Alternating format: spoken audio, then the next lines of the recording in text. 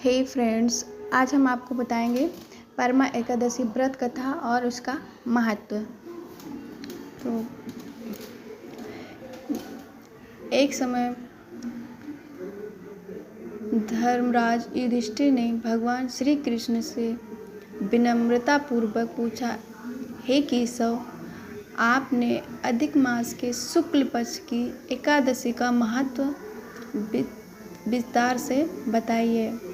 आप कृपा करके यह भी बताइए कि इस अधिक मास के कृष्ण पक्ष में आने वाली एकादशी कौन सी है, उसका महत्व क्या है और उसके व्रत से भक्तों को कौन कौन से शुभ फल प्राप्त होते हैं।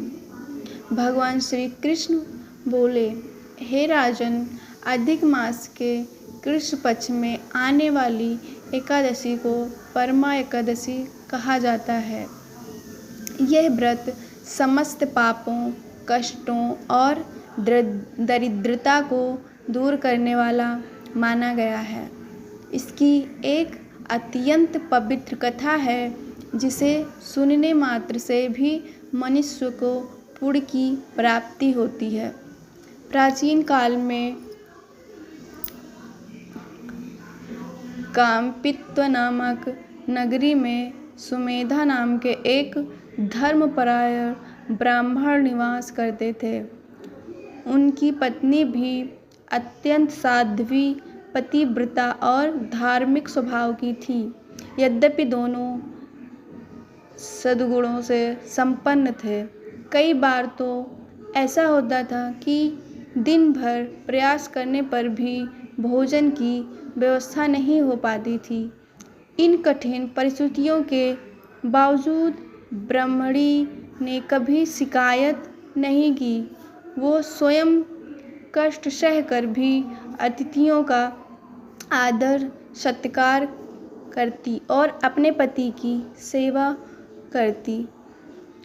अपना सबसे बड़ा धर्म मानती थी अपने पति की सेवा करना।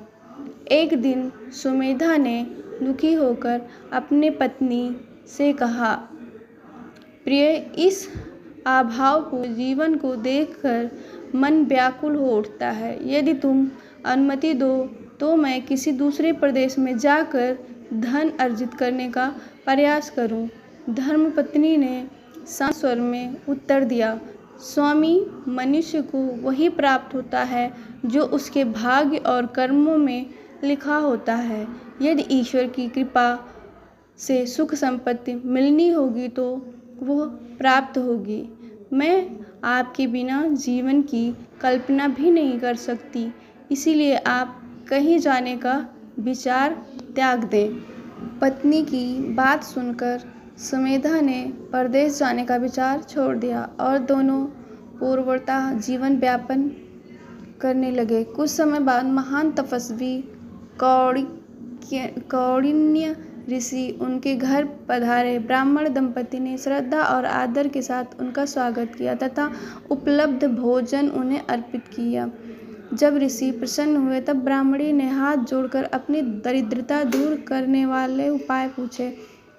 कौंडिन्य ऋषि ने कहा, हे सुभगे, अधिक मास के कृष्ण पक्ष में आने वाली परमा एकादशी व्रत अत्यंत फलदायी है। इसके अभाव से मनुष्य के पाप नष्ट हो जाते हैं, दुख दूर हो जाते हैं और जीवन में सुख समृद्धि आगमन होता है। इस दिन भगवान विष्णु का विधि पूर्वक पूजन करना चाहिए तथा रात्रि में भजन कीर्तन और जागरण करना चाहिए।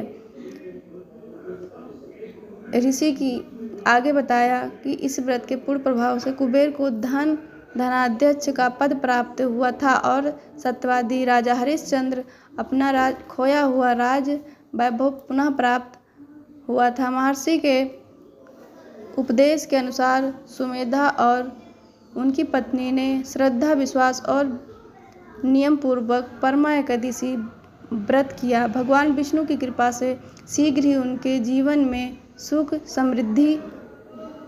शांति और समृद्धि से भर गया। अंततः सांसारिक सुखों का भोग करने के पश्चात वे दोनों भगवान विष्णु की कृपा से वैकुंठ धाम को प्राप्त हुए। कथा का सार ये है परमा एकादशी का व्रत